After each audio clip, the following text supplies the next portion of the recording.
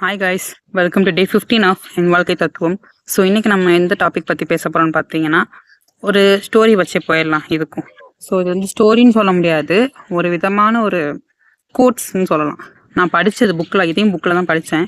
இது வந்து எப்படின்னா, ஒரு கழுகு, அந்த கழுகு வந்து நம்ம வாழ்க்கைக்கு எப்படி வந்து ஒரு மோட்டிவேஷன் தருதுன்றதை பொறுத்து தான். ஸோ ஒரு கழுகு இருக்குன்னா, அந்த கழுகு வந்து 40 வயசு அடையும் போது அதோடைய இறகுகள் வந்துட்டு வலிமையாக, அதாவது கனமாக ஆரம்பிக்கும். அதே மாதிரி அதோட மூக்கு பீக் இருக்குல்ல, அது வளைய ஆரம்பிக்கும். அப்போ அந்த கழுகுக்கு 2 ஆப்ஷன் தான் இருக்கு. ஒன்று வாழணும், இல்லைன்னா சாகணும். அந்த வாழணுன்ற ப்ராசஸ் தான் நம்ம லைஃப்க்கு வந்து மேட்ச் ஆகும். அது எப்படின்னா, ஒன்று அந்த கழுகு வந்துட்டு பறக்க முடியாமல் அதே இடத்துல வந்துட்டு செத்து போகணும், இது ஒன்று. இல்லைன்னா அது வந்து மேலே ஒரு டாப் ஆஃப் த ஹில்லுக்கு பறந்து போயிட்டு அது வந்துட்டு அதோட காலை வச்சு அதோட வளைஞ்ச மூக்கை உடைச்சு அதோட இறகுகளை வந்து அந்த மூக்கை வச்சு உதிர்க்கணும். அது ஒரு கடினமான ப்ராசஸ். அந்த ப்ராசஸ் அதை உட்கொண்டா மட்டும்தான் அதால் வந்துட்டு வாழ முடியும். அப்படின்ற பட்சத்தில் அந்த கழுகு வந்து பண்ணும். ஏன் கழுகு எல்லாரும் பிரேவ் ஆஃப் தி பேர்டுன்றோம் தெரியுமா? இதனால தான்.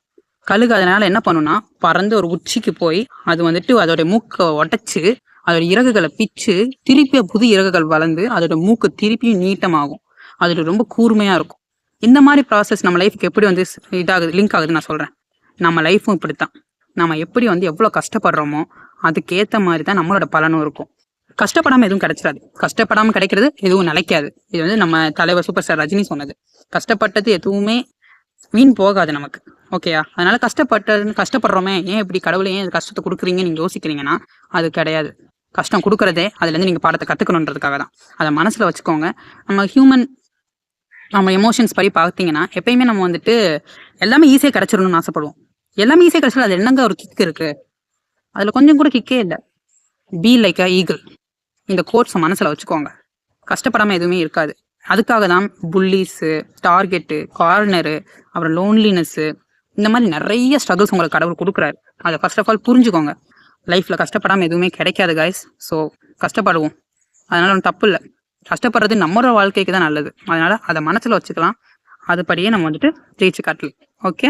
ஸோ எப்பயுமே மறந்துடாதீங்க.